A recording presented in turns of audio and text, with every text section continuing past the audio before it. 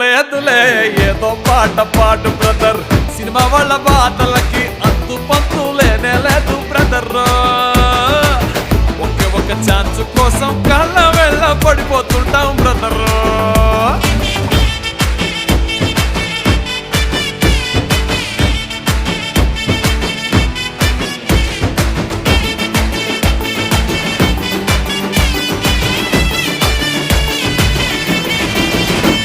అరే జానేదో ఏం జరిగినా దారులు అన్ని మూసినా కారుస్తామా బిందెల కొద్ది కన్నీళ్ళు.